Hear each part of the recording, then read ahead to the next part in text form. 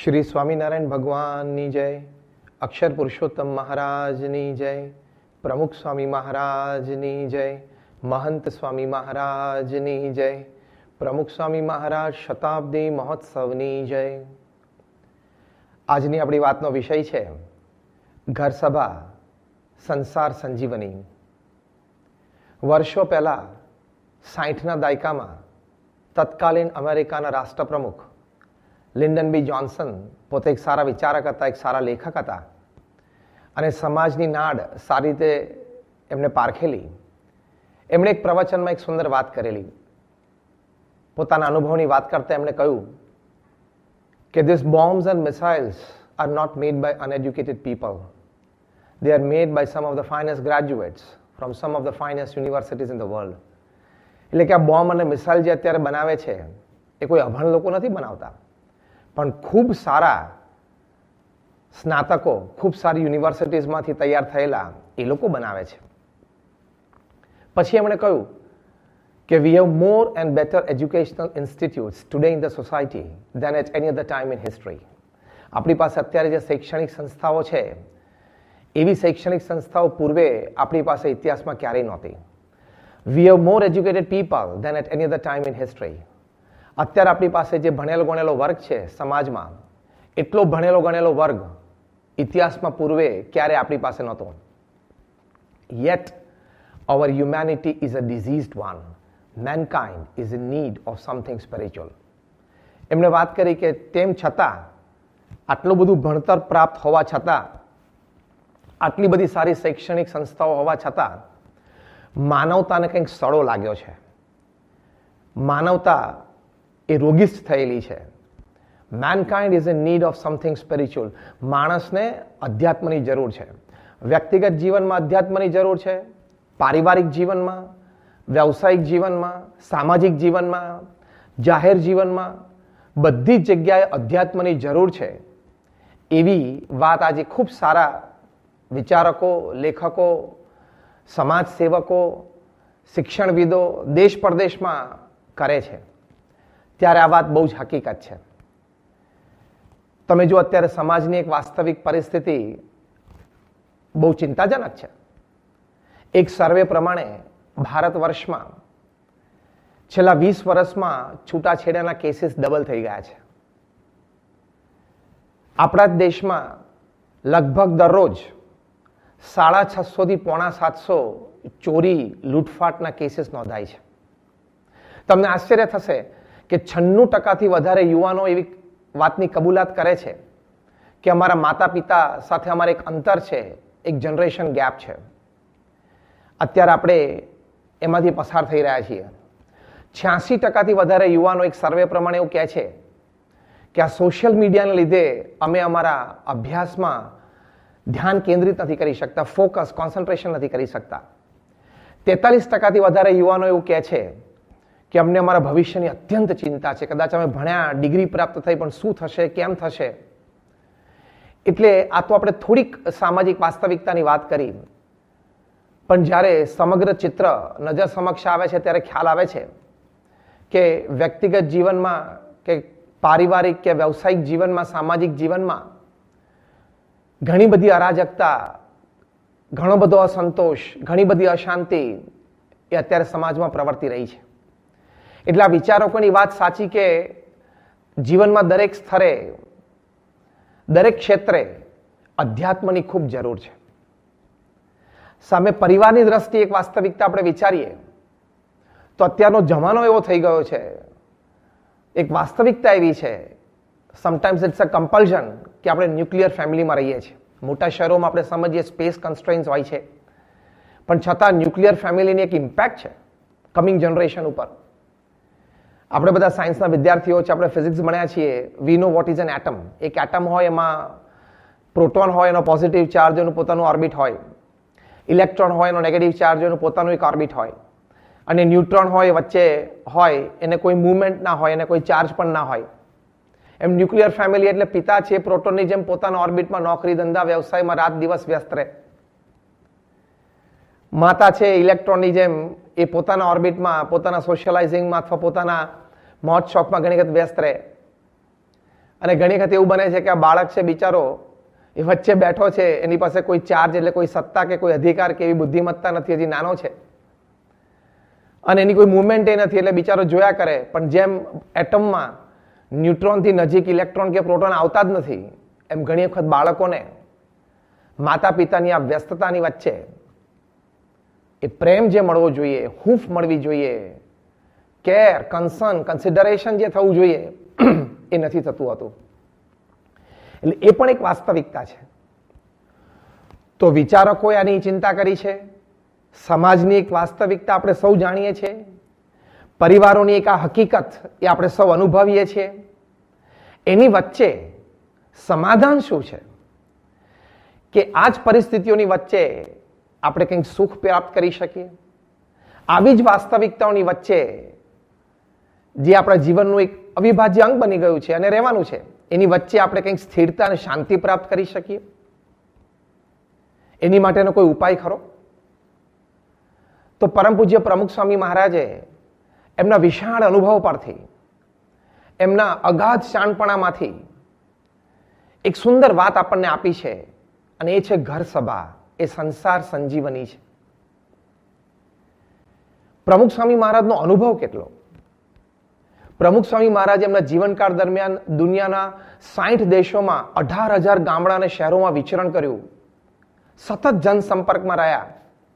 સતત જનસંપર્કમાં રહીને પ્રમુખ સ્વામી મહારાજે દરેક વ્યક્તિની વ્યક્તિગત, સામાજિક, સાંસ્કૃતિક, નૈતિક, ધાર્મિક ઉન્નતિ માટે ખૂબ જ પોતે પ્રયત્નશીલ રહ્યા.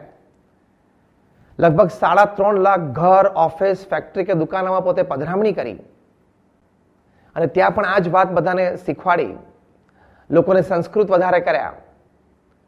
7.5 લાખથી વધારે પત્રોને એમણે ઉત્તર આપ્યો. લોકો પ્રમુખ સ્વામી મહારાજને પત્રો લખતા પોતાના વ્યક્તિગત, પારિવારિક, વ્યવસાયિક, સામાજિક કંઈક નાના મોટા પ્રશ્નોને લઈને, અને પ્રમુખ સ્વામી મહારાજ ખૂબ પ્રેમથી એમને ઉત્તર આપતા અને ઉત્તર પ્રમાણે હજારો અને લાખો લોકો સુખી થયા. તો આવો એક વિશાળ જન સમુદાયનો અનુભવ, જનજીવનનો અનુભવ, સમાજની ગતિવિધિઓનો એક અનુભવ એ પ્રમુખ સ્વામી મહારાજના જીવનમાં હતો. એ અનુભવમાંથી એમનું એક અમૃત એ આપણને પ્રાપ્ત થયું છે. એમનું હૃદય અમૃત છે ઘર સભા. આ ઘર સભા એટલે શું? તો પરિવારના દરેક સભ્યો, પ્રમુખ સ્વામી મહારાજ કહેતા કે ઓછામાં ઓછું અઠવાડિયે 2 વખત રાત્રે એક આધ્યાત્મિક સેશન માટે ભેગા થાય. લગભગ અડધો કલાક 40 મિનિટ માટે બધા ભેગા થાય. ઘણી વખત પરિવારના બધા સભ્યો કોઈ ટીવી શો માટે ભેગા થતા હોય, રાત્રિ ભોજન માટે ભેગા થતા હોય, એમાં ઘર સભા માટે ભેગા થાય. It's a pure spiritual session. એમાં પ્રથમ 3-5 મિનિટ ભગવાનના નામ સ્મરણ, જે પણ ભગવાનમાં આપણને શ્રદ્ધા હોય એ ભગવાનનું નામ સ્મરણ આપણે કરીએ. પછી 10 કે 15 મિનિટ છે એ કોઈ સદગ્રંથ વંચાય. રામાયણ હોય, મહાભારત હોય, ભગવાન સ્વામિનારાયણનું જીવન ચરિત્ર હોય, આપણી ગુણાતીત પરંપરા છે એમના જીવન ચરિત્ર હોય. વળી ઘર સભા માટે સ્પેશિયલ લેખ અથવા તો પુસ્તિકાઓ તૈયાર થતી હોય એનું વાંચન હોય. સત્સંગ શિક્ષણ પરીક્ષાના પુસ્તકોનું વાંચન હોય. બાળકો, કિશોરો માટે જે સંસ્થાકીય પ્રકાશનો હોય એનું વાંચન હોય. અને વારાફરતી દરેક વ્યક્તિ ઘરમાં કરે. પછી 5-7 મિનિટ માટે બધા ચર્ચા કરે, કોને કઈ વાત ગમી, કોને કઈ વાત સારી લાગી, કોણ કઈ વાત શીખ્યું. અને પછી કંઈક ડેઝ હેપનિંગ્સ શેર થાય. બાળકો કે અમે સ્કૂલ કોલેજમાં આજે આવો પ્રસંગ બન્યો, માતા પિતા કોઈ વિશેષ પ્રસંગ જે પ્રેરણાદાયી હોય એની વાત કરે, કોઈ સદવાંચન કર્યું હોય તો એની પ્રેરણાની વાતો કરે. અને પછી ભગવાનની આરતી કરી એકબીજાને જય સ્વામિનારાયણ કહી અને પછી છૂટા પડે. આ ઘર સભા છે. પ્રમુખ સ્વામી મહારાજનો અનુભવ અમૃત, આ હૃદય અમૃત એ હજારો પરિવારોને સંજીવની સમાન એ પુરવાર થયું છે.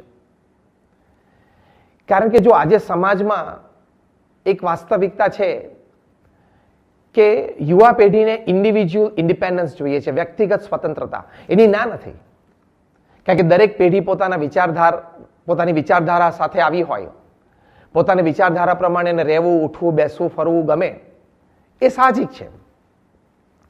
પણ એ સ્વતંત્રતાની વચ્ચે જવાબદારી છે. એ સ્વતંત્રતાની સાથે સાથે ફરજ આવે છે. No independence is independent of responsibilities and duties. દરેક સ્વતંત્રતા જવાબદારી અને ફરજ સાથે જ આવે છે. એની સભાનતા યુવા પેઢીને થવી એ અત્યંત આવશ્યક છે. તો આપણી બીએપીએસ સંસ્થામાં આપણે જોયું છે કે હજારો પરિવારોમાં ઘર સભા થવાથી યુવા પેઢીમાં સ્વતંત્રતાની સાથે સાથે જવાબદારીની સભાનતા અને ફરજની પણ સભાનતા આવી છે એવું આપણે જોયું છે. આ ઘર સભાનું ફળ છે. સાથે સાથે પરિવારમાં એક મોટો પ્રશ્ન એ પણ છે કે માતા પિતા એ પોતાની પ્રવૃત્તિમાં વ્યસ્ત હોવાને કારણે બાળકોને જે પ્રેમ આપવો જોઈએ, હૂંફ આપવી જોઈએ, સતત એને સમય આપવો જોઈએ, એમાં ઘણી બધી ઉણપ રહી જતી હોય છે. નથી થતું એવું આપણે નથી કહેતા, થાય છે. પણ ઘણી વખત જે રીતે થવું જોઈએ, જે પ્રમાણમાં થવું જોઈએ એ નથી થતું હતું. તમે તમારા સંતાનોને ઇલેક્ટ્રોનિક ટોયઝ લાવી આપો, તમે એને સારામાં સારા કપડાં લાવી આપો, રમતગમતના સાધનો લાવી આપો, એની માટે સારી એડમિશન ફી ભરીને સારી સ્કૂલમાં એને ભણાવો, પિકનિક હોય, ટૂર હોય, એની માટે તમે ખર્ચા કરો, એની ના નથી. અને આપણે બધા વાલી તરીકે જવાબદારીપૂર્વક એ કરતા જ હોઈએ છીએ. પણ it is not a replacement to your presence, physical presence in flesh and blood. એ રમકડાને બધું એ તમારી ગરજ નથી સાપતું, જે તમારે સમય આપવો જોઈએ. એટલે પ્રમુખ સ્વામી મહારાજ વારે વારે કહેતા કે તમે તમારા સંતાનોને સમય આપો. અને જો તમે તમારા સંતાનોને સમય આપીને સંસ્કારિત નહીં કરો તો એક દિવસ એવો આવશે કે તમારે સંપત્તિ અને સંતતિ બે ખોવાનો વારો આવશે. આ વાત પ્રમુખ સ્વામી મહારાજ અનેક વખત કરતા અને આપણે સમાજમાં જોઈએ છીએ. પણ આજે ઘર સભાથી બીએપીએસ સંસ્થામાં હજારો પરિવારમાં આ વાત જોવા મળે છે કે માતા પિતા પોતે પોતાના સંતાનોને સમય આપીને સંસ્કારિત કરે છે તો પોતે એ વાતથી સંતોષ પામ્યા છે. અને સામે બાળકો, કિશોરો, યુવાનો પણ પોતાના માતા પિતા તરફથી, વડીલો તરફથી ઘરમાં સારો એવો સમય અને હૂંફ અને પ્રેમ પ્રાપ્ત કરીને એમને પણ જીવનનો સંતોષ છે. તો આ ઘર સભાથી આ મોટો લાભ છે, એટલે સંસાર સંજીવની કીધી છે, જે એક હકીકત છે. ઘણા વર્ષો પહેલા ત્યાં અમેરિકામાં એક શિબિર થયેલી અને શિબિર અંતર્ગત એના ભાગરૂપે ગ્રુપ ડિસ્કશન્સના સેશન્સ હતા. એમાં એક યુવાન પિતાએ પોતાના ઘરનો એક પ્રસંગ કહ્યો. એમણે કહ્યું કે એક વખત હું, મારા પત્ની, મારા 11 વર્ષનો દીકરો અને મારી નાની દીકરી અમે રાત્રે ડાઇનિંગ ટેબલ ઉપર રાત્રિ ભોજન માટે સાથે બેઠા હતા. એમાં સાહજિક જ મારા પત્નીને જરા આમ ઉમળકો આવી ગયો. એટલે એને મારા 11 વર્ષના દીકરાને કહ્યું કે બેટા, અત્યારે આપણે કેટલો બધો આનંદ કરીએ છીએ, સાથે બેસીને જમીએ છીએ, વાતોચીતો કરીએ છીએ, કેટલી બધી પ્રેમની અનુભૂતિ આપણને બધાને થાય છે. અને જેમ જેમ દિવસો જશે, તું મોટો થઈશ, પછી ભણી ગણીને તૈયાર થઈશ, તારું લગ્ન થશે, તારા ઘરે પણ ભવિષ્યમાં સંતાનો થશે. એ વખતે હું ને તારા પપ્પા તો ઘણા વૃદ્ધ થઈ ગયા છું. એ વખતે બેટા આપણે આ ડાઇનિંગ ટેબલ પછી મોટું કરવું પડશે, કારણ કે આપણા ઘરના સભ્યો વધશે. તો એ વખતે પણ આપણને કેટલો બધો આનંદ આવશે, કેટલી બધી વાતો કરશું, સાથે બેસીને જમશું. વચ્ચે જ પેલો 11 વર્ષનો બાળક બોલ્યો. એને કહ્યું કે mom, that I will have to ask my wife. કે તમને મારી સાથે રાખવા એ વખતે એની માટે મારા પત્નીનો અભિપ્રાય લેવો પડશે. બહુ ચોંકાવનારી આ વાત છે, અત્યંત આશ્ચર્યજનક આ વાત છે.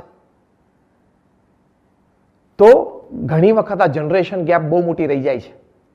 એને લઈને શું થાય છે કે પરસ્પર એકબીજાની અપેક્ષાઓ એ સમજાતી નથી, સમજી શકતા નથી, ઘણી વખત સમજવાની તૈયારી નથી. પરસ્પર એકબીજાની લાગણી, પરસ્પર એકબીજાની ભાવનાઓ એ યથાર્થ સમજવી, એમાં ઘણી બધી ઉણપ રહી જાય છે.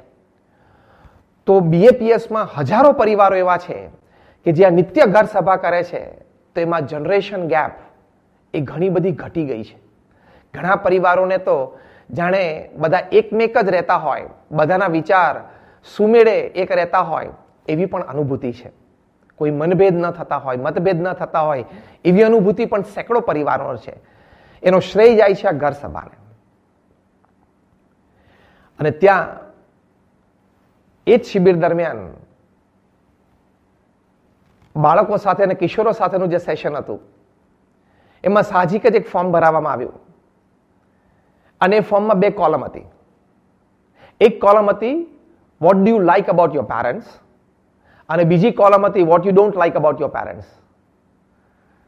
આની પાછળનો હેતુ આયોજકોનો એ હતો કે તરુણોના, બાળકોના મનમાં પોતાના માતા પિતા વિશે શું વિચારો છે, શું અપેક્ષાઓ છે, એ આપણે જાણીએ તો એ પ્રમાણે પછી ઇવનિંગ સેશનમાં વડીલોને વાત કરી શકાય. તમને આશ્ચર્ય થશે કે 8 ને 10 વર્ષના બાળકોએ જે વાતો લખી હતી, એક 8 વર્ષના બાળકે વાત લખેલી કે I don't like the way in which my parents treat my grandparents at home. અતિ આશ્ચર્ય. એણે લખ્યું કે જે રીતે મારા મા બાપ મારા વૃદ્ધ દાદા દાદીને ઘરે ટ્રીટમેન્ટ આપે છે મને નથી ગમતું. આ સમાજની વાસ્તવિકતા છે. એક 8 કે 10 વર્ષના બાળકે લખેલું આઈ don't like my parents fighting with each other in my presence. મારી હાજરીમાં મારા માતા પિતા એક સાથે ઝઘડે છે ને, એકબીજા સાથે ઝઘડે છે, મને નથી ગમતું. ત્રીજા એક બાળકે વાત લખેલી કે I don't like my parents comparing me with my cousins or my friends or my neighbours. મારા માતા પિતા મારી જે કમ્પેરિઝન મારા સ્ટડીઝના રિઝલ્ટની કરે છે પડોશી સાથે, મારા કઝિન સાથે, મને નથી ગમતું. હું છું એ છે. બધાની બુદ્ધિ થોડા સરખી હોય. આવું એને એક્સપ્લેનેશન લખેલું. એક બાળકે લખેલું કે મને એવું લાગે છે કે મારા પપ્પા ને મારા મમ્મી છે ને એ મારા નાના ભાઈને વધારે પ્રેમ કરે છે, મને થોડુંક ઓછો કરતા ને એવું મને અનુભૂતિ થાય છે. આ પણ એક 10-12 વર્ષનો જ બાળક હતો. તો ઘણી વખત વડીલોના વર્તનથી પણ નાના બાળકોને ઘણા કુસંસ્કાર પડતા હોય છે, કુઆદતો પડતી હોય છે, અથવા તો અંતર વધી જતું હોય છે. આજે BAPS સંસ્થામાં હજારો પરિવારો જે નિત્ય ઘર સભા કરે છે એમાં આ પ્રશ્નોનું ઘણું બધું સમાધાન થાય છે, એમાં પ્રશ્નો હલ થાય છે. કારણ કે વડીલોને પણ વર્તણૂકની વધારે સારી શીખ, ક્યાંક થોડોક સુધારો એ કરવાની પ્રેરણા ઘર સભાથી મળી છે.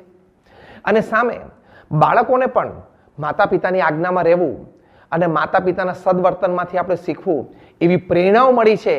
એવા પણ સેંકડો પ્રસંગો બન્યા છે. ત્યારે વાત હકીકત છે. એટલે વ્યક્તિગત જીવનમાં, પારિવારિક જીવનમાં સુખાકારી માટે શાંતિમય વાતાવરણ ઘરમાં રહે, ભવિષ્યની પેઢી સંસ્કારિત તૈયાર થાય, એની માટે ઘરમાં આધ્યાત્મિક વાતાવરણ અત્યંત આવશ્યક છે. It is utmost necessary. અને એ ઘર સભાથી આપણને વાતાવરણ મળતું હોય છે. એક બહુ સરસ પુસ્તક સ્પિરિચ્યુઅલ પેરેન્ટિંગ ડેવિડ કેરોલે લખેલું છે. એમાં એમણે એક વાત લખી છે કે you must stop your destructive parenting methods and replace them with constructive parenting methods. આ કન્સ્ટ્રક્ટિવ પેરેન્ટિંગ મેથડ્સ એટલે આ કે આપણે આપણા બાળકો સાથેનું આપણું વર્તન, અંદર વડીલોનું વર્તન એ આપણે વધારે સંસ્કૃત કરીએ, વધારે સંસ્કારી કરીએ તો એની સીધી જ છાપ બાળકો પર પડતી હોય છે. કારણ કે બાળકો ઉપદેશ કરતા વધારે પોતે જે જોવે છે, જે અનુભવે છે એનાથી વધારે શીખે છે. એ આ ઘર સભાથી પ્રાપ્ત થાય છે કે ઘરમાં સતત આધ્યાત્મિક વાતાવરણ રહે છે. BAPS સંસ્થામાં આવા હજારો પરિવારના અનુભવ છે કે ઘરમાં સતત આધ્યાત્મિકતાની અનુભૂતિ રહે છે અને એને લઈને એ ઘરમાં સુખ અને શાંતિ પ્રાપ્ત થાય છે. ઘર સભાની આ વાત સારા લોકોને બહુ સ્પર્શી ગઈ છે, વિચારશીલ લોકોને ખૂબ ગમી ગઈ છે. 2004ની સાલમાં પરમ પૂજ્ય પ્રમુખ સ્વામી મહારાજ જ્યારે લંડન પધારેલા એ વખતે ત્યાં આપણા નિષ્ઠાવાન હરિભક્ત નીતિનભાઈ પલાણ એમણે સ્વામીશ્રીને એક વાત કરી.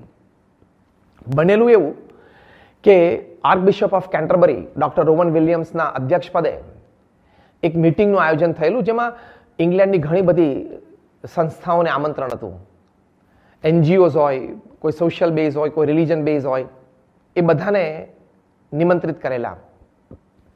આ મિટિંગમાં ચર્ચાનો મુખ્ય મુદ્દો એ હતો કે અત્યારે જે પરિવારમાં વિભાજનો થાય છે, ડિવોર્સ કેસીસ વધે છે, પછી સમાજમાં ઘણી બધી અરાજકતા દેખાય છે, કુસંપ દેખાય છે, વૈમનસ્ય દેખાય છે, એની માટેના ઉપાયો શું છે એની ચર્ચા હતી.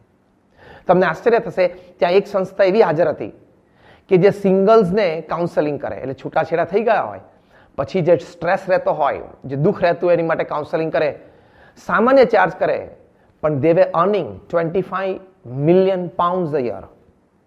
આ ખાલી એક જ દેશ ઇંગ્લેન્ડની વાત કરીએ છીએ. એક સંસ્થા આ મિટિંગમાં એવી આવેલી, એટલે કે એના પ્રતિનિધિએ વાત કરી કે અમે લોકો દર વર્ષે લગભગ 7.5 લાખ ડિવોર્સ કેસીસમાં કાઉન્સેલિંગ કરીએ છીએ. એટલે કે તમે ડિવોર્સ ન કરતા એની સલાહ આપીએ છીએ કપલ્સને. એક સંસ્થાના પ્રતિનિધિએ વાત કરી કે અમે પેરેન્ટ્સને કાઉન્સેલિંગ કરીએ છીએ કે તમારા સંતાનોનો ઉછેર કેવી રીતે કરવો. વળી સંતાનો સંબંધી કોઈ પ્રશ્ન લઈને આવ્યા હોય તો એ પ્રશ્નના સમાધાન એને સૂચવીએ છીએ.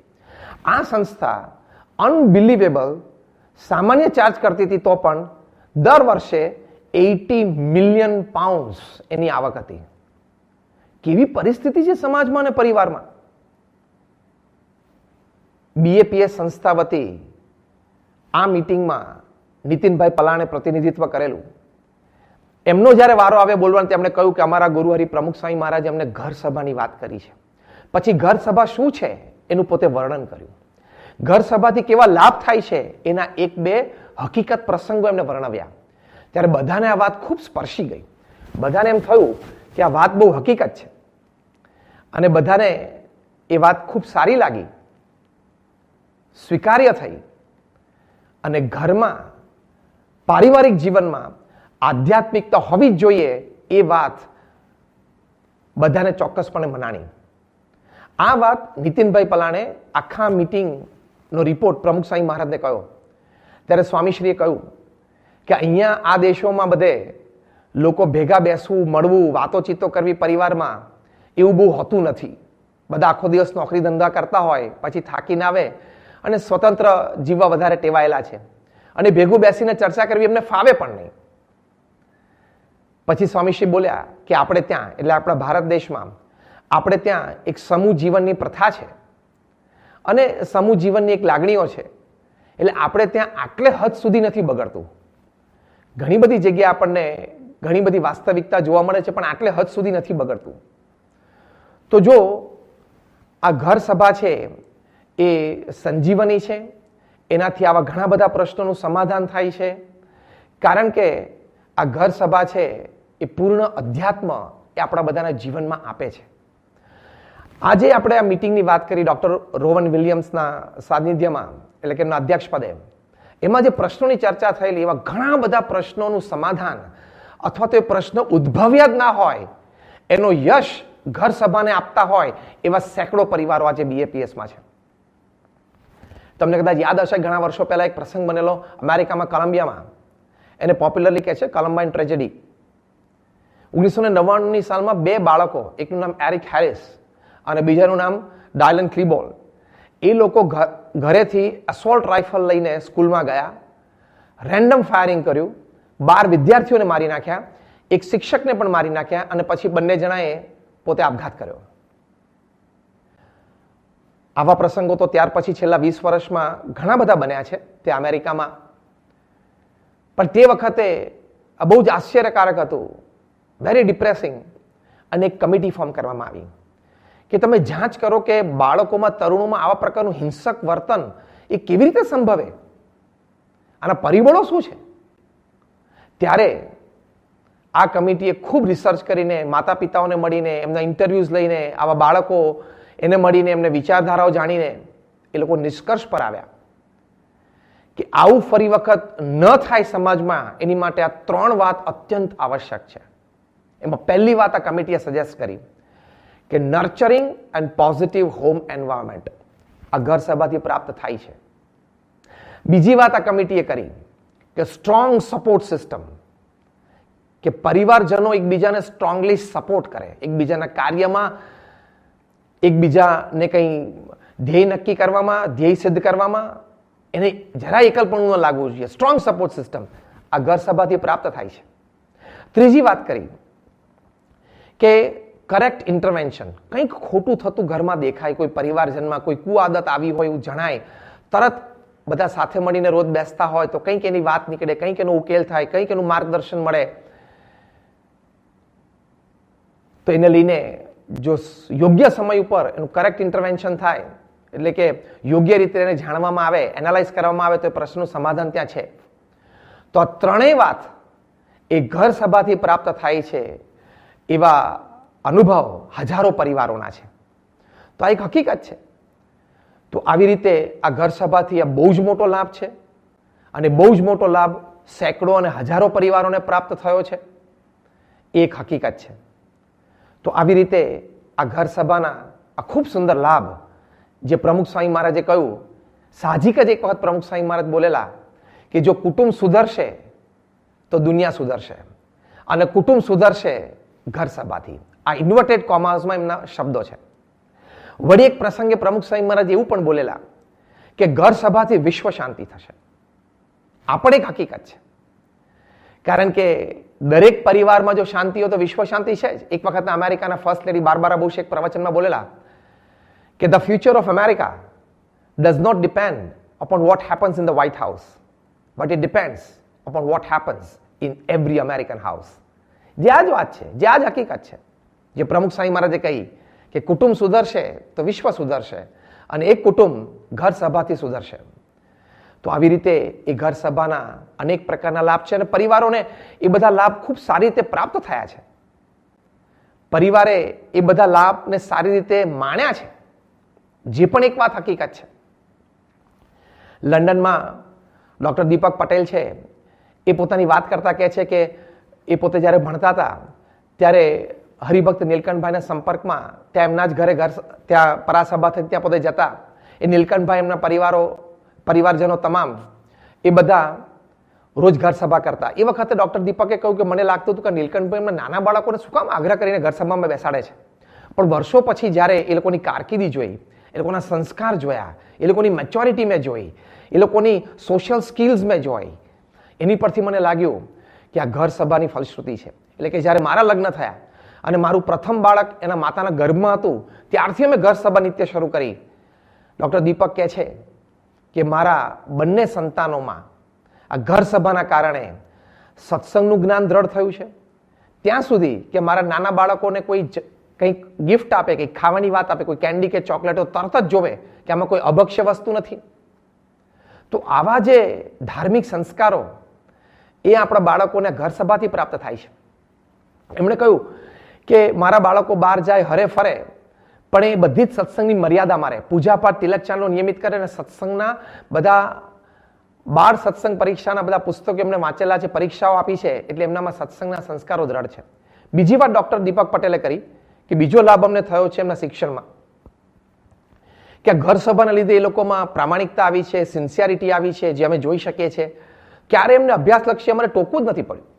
એમનું રિઝલ્ટ કાયમ સારું જ આવે છે, કારણ કે એ લોકોએ માન્યા છે, એ વાતને એ લોકોએ સારી રીતે દ્રઢ કરી છે કે આપણા ગુરુ પ્રમુખ સ્વામી મહારાજની આજ્ઞા છે કે આપણે અભ્યાસ બહુ વ્યવસ્થિત કરવો. એ વાત એટલી બધી એમના હૃદયમાં ઉતરી ગઈ છે તો એ લોકોને અભ્યાસલક્ષી ક્યારેય કોઈ ટોકવા જ નથી પડ્યા, અને એ લોકો પરિણામો સુંદર આવ્યા છે. સ્કૂલમાં પણ એ લોકોનું વર્તન એટલું બધું સારું છે, આઈડિયલ છે.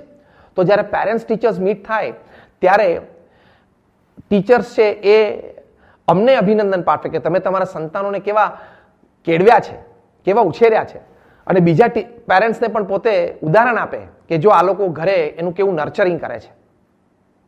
ત્રીજી વાર ડોક્ટર દીપક પટેલે કીધી કે સામાજિક વિકાસ પણ એમનો ખૂબ સુંદર થયો છે, કારણ કે ઘર સભા પછી સાહજિક બેઠો હોય, ઘર સભા દરમિયાન પણ ઘણી વખત છેલ્લે અંતભાગમાં અમે કંઈક ઇતિહાસ સંબંધી વાત કરીએ, કંઈક પિયર પ્રેશર હોય, ફેશન હોય, કંઈક એડિક્શન્સ હોય, ડ્રગ્સ હોય, ફ્રેન્ડશીપ હોય, આ બધા જ વિષયો કંઈક ને કંઈક રીતે અમે જેમ જેમ અમારા છોકરા મોટા થતા ગયા તેમ તેમ અમે ચર્ચા કરી છે. તો એનાથી એ લોકોમાં સામાજિક વિકાસ પણ આવ્યો છે. એટલે સત્સંગ સંબંધી લાભ થયો છે, શિક્ષણ સંબંધી લાભ થયો છે, સમાજ વિકાસ સંબંધી પણ ખૂબ સારો લાભ થયો છે. તો આ એક હકીકત છે. એટલે ડોક્ટર દીપક પટેલ કહે છે કે જો મારે આ ઘર સભાનો લાભ એક શબ્દમાં વર્ણવવો હોય તો આઈ વુડ ટેલ કે ઘર સભાથી I have got a happy family. ખૂબ એક સુખી પરિવાર અમે કેળવી શક્યા છીએ. આ ઘર સભાથી એવા પણ લાભ થયા છે કે કંઈક પરિવારજનો વચ્ચે અંતર હોય, કંઈક મનદુખ હોય, કંઈ અણસમજણ હોય, એ દૂર થઈ છે. શૈલેષભાઈ ધાનાણી એમણે પોતાનો પ્રસંગ લખીને કહ્યું છે, પોતે ત્યાં રાજકોટમાં એક સામાન્ય ફેક્ટરી વર્કર અને વધારે કમાણી કરવા માટે જે જરૂરિયાત હતી એની માટે પોતે ઓવરટાઈમ પણ ઘણી વખત કરવું પડે. શરૂઆતમાં તો એમના લગ્ન થયા, પતિ પત્ની વચ્ચે સુમેળ સારો હતો, પણ કંઈક શંકાઓ ઊભી થઈ, અંતર વધતું ગયું, ઝઘડા થવા માંડ્યા અને ચરમસીમાએ પહોંચી ગયું. શૈલેષભાઈ લખે છે કે મારું જીવતર છે આમ નરક તુલ્ય થઈ ગયેલું. એમાં એક વખત બહુ જ ઝઘડો થયો અને એના પત્નીએ તો આપઘાત કરવાનો પ્રયત્ન કર્યો. વળી આજુબાજુથી પડોશી દોડી આવ્યા એટલે પછી એમાંથી બચી ગયા. એ શૈલેષભાઈ એક હરિભક્ત વિનુભાઈના ઘરમાં મકાનમાં ભાડે રહેતા હતા. એમણે જોયું કે વિનુભાઈ પોતે 15 કલાક કામ કરે છે, છતાં એના ચહેરા પર આનંદ અને સ્ફૂર્તિ છે. રાત્રે 11 વાગે આવીને પણ એ ઘર સભા કરે છે. એટલે એક વખત એ ઘર સભામાં જઈને બેઠા, એમને ખૂબ આનંદ આવ્યો. ધીમે ધીમે સત્સંગની દ્રઢતા થઈ, મંદિરે આવતા થયા, પ્રાતઃ પૂજા શરૂ કરી, સત્સંગ સભામાં આવતા થયા. એમના પત્નીને પણ આ વર્તન જોઈને લાગ્યું કે મારા પતિમાં કદાચ મારે જે થોડી શંકાઓ હતી એ કદાચ નથી. ધીમે ધીમે એ પણ ઘર સભામાં બેસતા હતા. એમના ઘરે ઘર સભા શરૂ કરી અને એમના પત્ની અને એમના દીકરીને પણ સત્સંગ થયો અને આજે એક ખૂબ સુખી પરિવાર છે. શૈલેષભાઈ પોતે વાત કરે છે કે અમારા લીધે મારા માતા પિતા જે ગામડે રહેતા હતા એમને પણ સત્સંગની દ્રઢતા થઈ અને અત્યારે અમને સત્સંગનો ખૂબ આનંદ આવે છે. ઘર સભાથી અમને ખૂબ આનંદ આવે છે. ઘણી વખત તો અમારી ઘર સભા 1 કલાક કે 1.5 કલાક પણ ચાલે. તો જો ઘર સભાથી આવા લાભ છે, શૈલેષભાઈએ કીધું કે કાયમ માટેની શંકાઓ અમારી ટળી ગઈ, કદાચ થોડું વૈમનસ્ય જેવું હતું એ પણ ટળી ગયું, ઝઘડા તો સંપૂર્ણ બંધ થઈ ગયા છે, અમે પતિ પત્ની એકબીજાને ખૂબ સારી રીતે સમજી શકીએ છીએ. તો આ કેટલો મોટો લાભ છે. હાર્વર્ડ યુનિવર્સિટીએ કહ્યું કે the greatest Joy upon this earth is the Joy of family life. પારિવારિક આનંદ એ પૃથ્વી પરનો સૌથી મોટો આનંદ છે. એ ઘર સભાથી આપણને પ્રાપ્ત થાય છે. તો આપણે એક હકીકત છે. એક લલિતભાઈએ પોતાના પ્રસંગની વાત કરી. એમણે કહ્યું કે મારા ઘરમાં મારા માતા અને મારા પત્ની એટલે કે સાસુઓ વચ્ચેને એટલા બધા ઝઘડા હતા. તો એ ઝઘડાને લઈને આમ હું થાકી ગયેલો, કંટાળી ગયેલો. પછી મેં સંતોને વાત કરી એટલે સંતો કીધું તમે ઘર સભા ચાલુ કરો. કે હું ઘર સભા ચાલુ કરું, હું વાંચવાનું શરૂ કરું, પહેલા તો કોઈ બેસે જ નહીં. એટલે હું કંટાળ્યો અને મેં પાછી આવીને સંતોને વાત કરી કે સ્વામી કોઈ બેસતું જ નથી. સંતોએ કીધું કે હજી તમે પ્રયત્ન કરો, ચાલુ રાખો. વળી મારા પત્ની કદાચ આવીને બેસે અને મારા માતૃશ્રી જોવે કે આવીને બેઠા છે એટલે પોતે ના આવે, અથવા કોઈક વખત મારા માતૃશ્રી આવીને બેસે અને મારા પત્ની જોવે કે સાસુ બેઠા છે તો પોતે ના આવે. હવે એમ કરતા કરતા પણ થોડા મહિના ચાલ્યું, પણ મેં ચાલુ રાખ્યું. આજે બધા ભેગા બેસતા થયા. મારા પત્નીને અને મારા માતૃશ્રીને પણ સત્સંગ થયો અને આજે બંને જણા કાર્યકર છે. બંને જણા સત્સંગ પરીક્ષા બધી આપી છે અને એટલો બધો ઘરમાં સુમેળ છે, એટલી બધી શાંતિ છે, જાણે અમે બધા એકમેક થઈ ગયા હોય એવું થયું છે. તો જો આવી રીતે ઘણી વખત જે આપણા સ્વભાવ હોય, જે આપણી પ્રકૃતિ હોય એ પણ ટળતી હોય છે. એક ભાલચંદ્રભાઈએ પોતાના પ્રસંગની વાત કરતા કહ્યું કે મને ગુસ્સો બહુ, અને એમાં ખાસ કરીને મને સ્વાદ એટલો બધો, અને એમાં મારા સ્વાદનો જરા પણ અસંતોષ હોય રસોઈમાં તો હું થાળી ફેંકતો, ગુસ્સે થઈ જતો, ઊભો થઈ જાઉં અને ઘણી વખત પત્ની ઉપર હાથ પણ ઉપડી જતો. એમાં વળી આ ઘર સભાની વાત થઈ, મેં ઘર સભા ચાલુ કરી, એમાં એક વાક્ય આવ્યું કે યોગીજી મહારાજ કહેતા કે ગુસ્સો ખરાબ વસ્તુ છે, તે આપણને શોભે નહીં. મને લાગ્યું કે આ મારી માટે આ સંજીવની છે. જો છે ને ઘર સભા છે, સંસાર સંજીવની છે. એમને થયું કે મારે આ વાત યોગીજી મહારાજની બરોબર દ્રઢ કરવી છે. એમણે એક કાગળ ઉપર લખ્યું કે ગુસ્સો ખરાબ વસ્તુ છે, તે આપણને શોભે નહીં. અને કાગળ એમને ડાઇનિંગ ટેબલ સામે જ દિવાલ ઉપર ચોંટાડી દીધો. એટલે થાળી પીરસાય પહેલા એ વાક્ય 2 વાર વાંચી લે. કદાચ કોઈ દાળ શાકના સ્વાદમાં કંઈક ફેર હોય તો પણ એ વાક્ય એ વાંચીને એ પોતે એની ઉપર મનન કરે. મૌન જ રહે, કંઈ બોલે જ નહીં. એમના પત્નીને પણ આશ્ચર્ય થયું કે આ ફેરફાર કેવી રીતે થયો.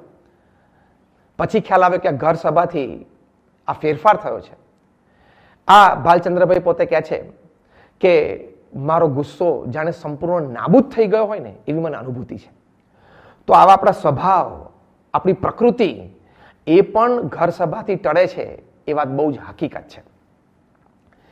ત્યાં ટોરન્ટોમાં રૂપેનભાઈ છે, એમણે પોતાનો પ્રસંગ લખ્યો કે નાના નાના બાળકોમાં પણ કેવી આધ્યાત્મિકતા પ્રગટે છે. એકવાર પોતે લોન મૂવરથી પોતાની લોન કટ કરી રહ્યા હતા, એમાં લોન મૂવિંગ મશીન કંઈક પગ ઉપર આવી ગયું, અંગૂઠો અને આંગળી એકદમ ચગદાઈ ગયા. એમને ચીસ પાડી. એમના પત્ની અને એમની માતા તો એકદમ રડવા લાગ્યા. તાત્કાલિક એમને હોસ્પિટલ લઈ જવાની વ્યવસ્થાઓ કરવા માંડ્યા. એ દરમિયાન એમનો નાનો 4 વર્ષનો ભત્રીજો એ સીધો ઘર સભામાં ત્યાં ઘર મંદિર પાસે જઈને બેસી ગયો આ લોકોએ શોધખોળ કરી કે ક્યાં ગયો એ?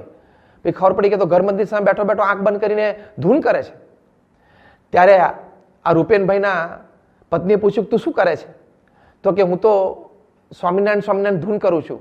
આપણે ઘર સભામાં વાત નહોતી આવી થોડા દિવસ પહેલા કે કંઈક મૂંઝવણ આવે, કંઈ તકલીફ થાય, કંઈ દુઃખ આવે તો આપણે સ્વામિનારાયણ સ્વામિનારાયણ સ્વામિનારાયણ ભજન કરવું. એટલે હું એ કરું છું.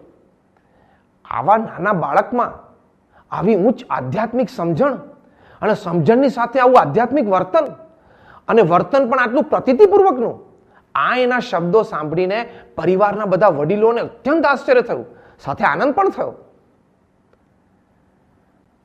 રૂપેનભાઈ બીજો પ્રસંગ કહે છે કે મારા ભાભી એ 30-31 વર્ષની ઉંમરે આકસ્મિક રીતે જેમનું મૃત્યુ થયું. અમને બધાને ઘરમાં દુઃખ હતું અને મારા માતૃશ્રી તો પોતે રડતા હતા. એ વખતે મારી ભત્રીજી, તે વખતે એની ઉંમર તો ફક્ત 6 વર્ષની જ હતી, એ ભત્રીજીએ એ પોતાની દાદીને કહ્યું કે બા તમે શું કામ રડો છો? એક દિવસ તો બધાએ દેહ મૂકવાનો છે. અને મમ્મી તો ભગવાનના ભક્ત હતા, એ તો ભગવાનના ધામમાં જ બેઠા છે. આપણે બધા એક દિવસ ભગવાનના ધામમાં જવાનું છે, માટે રડવાનું નહીં. આ વાત એક 6 વર્ષની બાળકીના મુખે સાંભળીને ઘરમાં બધાને આશ્ચર્ય થયું કે આ કેવી સમજણ કહેવાય. તો આ ઘર સભાથી પ્રાપ્ત થાય છે. એટલે આ સંસાર સંજીવની છે. કોઈ પણ દુઃખ એનું નિરાકરણ એ ઘર સભામાં રહેલું છે. કોઈ પણ પ્રશ્ન એનો ઉત્તર એ ઘર સભામાં રહેલો છે. કોઈ પણ મૂંઝવણ એનું સમાધાન એ ઘર સભામાં રહેલું છે. કોઈ પણ કદાચ આધ્યાત્મિક મૂંઝવણ એનો પણ સચોટ જવાબ, સચોટ સ્પષ્ટતા એ ઘર સભામાં રહેલી છે. એટલે આ વાત બહુ જ હકીકત છે. તો આ તો આપણે કદાચ 2-4 પ્રસંગો જોયા. BAPS સંસ્થા દ્વારા ઘર સભા પુસ્તિકા પ્રકાશિત થઈ છે. આ પુસ્તિકામાં આ ઘર સભાના અનેક લાભ અનેક પરિવારોને થયા છે. એવા બહુ સચોટ અને સ્પષ્ટ પ્રસંગો જે તે વ્યક્તિ એ પોતે જાતે લખી આપ્યા છે, એમની પરવાનગીથી આપણે નામ ગામથી છાપ્યા છે. તો એનાથી આપણને ખૂબ પ્રેરણાઓ મળે છે. અને પ્રમુખ સ્વામી મહારાજ આ વાત ખૂબ પોતે પુશ કરતા. પોતે કહેતા કે નિત્ય ઘર સભા કરવી જ. બધા પરિવારજનોને પોતે કહેતા. એક વખત રાજકોટમાં સ્વામીશ્રી ભોજન લઈ રહ્યા હતા. તે વખતે બધા કાર્યકર્તાઓને પોતાના સંતાનો સાથે ભોજન દર્શનમાં બેઠેલા. એમાં કાર્યકર સુનિલભાઈ પારેખ એમના નાના દીકરા યોગેશ સાથે બેઠેલા. સ્વામીશ્રીએ ભોજન શરૂ કર્યું ત્યાં શ્રીમદ સદગુણ શ્લોક એ આ નાનકડા યોગેશે ગાયો. પછી થોડા મંત્રો પણ એ બોલ્યો, મુખપાઠ જે કરેલો. પછી સાહજિક બોલ્યો કે મહારાજ જમો, સ્વામી જમો. સાંઈ બાપા પણ બહુ રાજી થયા એની કાલી ગેલી ભાષાથી અને મુખપાઠથી. અને પ્રમુખ સ્વામી મહારાજ એને પેંડાનો પ્રસાદ આપતા કહ્યું કે યોગેશ જમો, એમ કરીને પેંડાનો પ્રસાદ આપ્યો. અને તરત જ પછી પ્રમુખ સ્વામી મહારાજે સુનિલભાઈને પૂછ્યું કે તમે બધા ભેગા બેસીને ઘર સભા કરો છો ને? ત્યારે સુનિલભાઈ કીધું કે હા સ્વામી કરીએ છીએ. પછી સુનિલભાઈ કીધું કે સ્વામી અમારા ઘરમાં નિત્ય ઘર સભા થાય છે, એનાથી અમને સુખ ને શાંતિ ખૂબ છે. પણ કેવી દ્રઢતા અમારા પરિવારજનોમાં છે.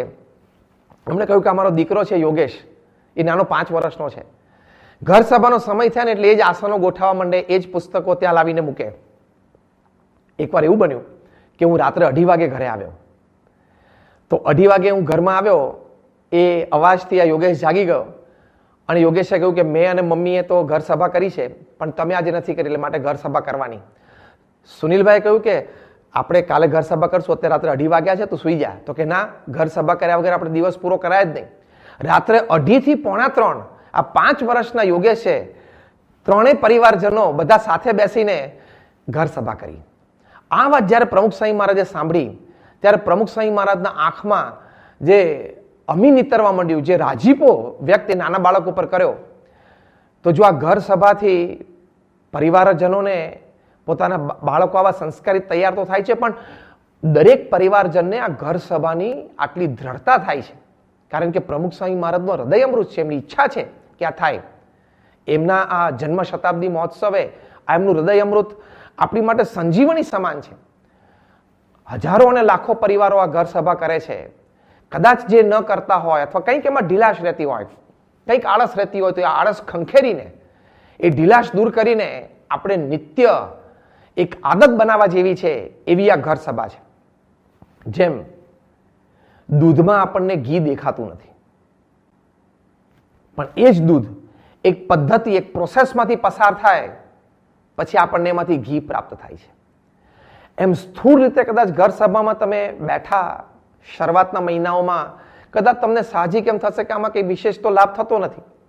પણ એ ઘર સભા નિત્ય કરવાથી સમયાંતરે જેમ દૂધ એક પદ્ધતિમાંથી પસાર થાય છે તો ઘી પ્રાપ્ત થાય છે, એમાં ઘર સભા એ નિત્ય કરવાથી સમયાંતરે આમાંથી સુખ પ્રાપ્ત થાય છે, શાંતિ પ્રાપ્ત થાય છે, સમજણ પ્રાપ્ત થાય છે અને પારિવારિક આનંદ જે એમાંથી ઉદ્ભવે છે એ અદ્વિતીય છે, અતુલ્ય છે અને બીજા કોઈ સાધને કરીને પ્રાપ્ત ન થઈ શકે એવી આ પ્રાપ્તિ થઈ શકે છે. એટલે આ ઘર સભા આપણે નિત્ય કરવી. પ્રમુખ સ્વામી મહારાજના જન્મ શતાબ્દી મહોત્સવે આ એમની આજ્ઞા છે, એમની રુચિ છે અને આપણી માટે આ અમૃત સમાન, સંજીવની સમાન છે. તો આપણે સૌ પણ એમની રુચિ જાણીને પ્રગટ ગુરુહરિ પરમ પૂજ્ય મહંત સ્વામી મહારાજની પણ આજ્ઞા અને રુચિ જાણીને આપણે કરી શકીએ જેમ લાખો પરિવાર કરે છે તેમ આળસ ખંખેરીને, તો આપણને પણ આવા અનેક પ્રકારના લાભ ચોક્કસ થશે. આજના દિવસે ભગવાન સ્વામિનારાયણ, ગુરુહરિ પ્રમુખ સ્વામી મહારાજ અને પ્રગટ ગુરુહરિ મહંત સ્વામી મહારાજના ચરણોમાં આપણે પ્રાર્થના કરીએ કે આપણને સૌને આ ઘર સભા કરવા માટેનું વિશેષ બળ અને બુદ્ધિ શક્તિ પ્રાપ્ત થાય. જય સ્વામિનારાયણ.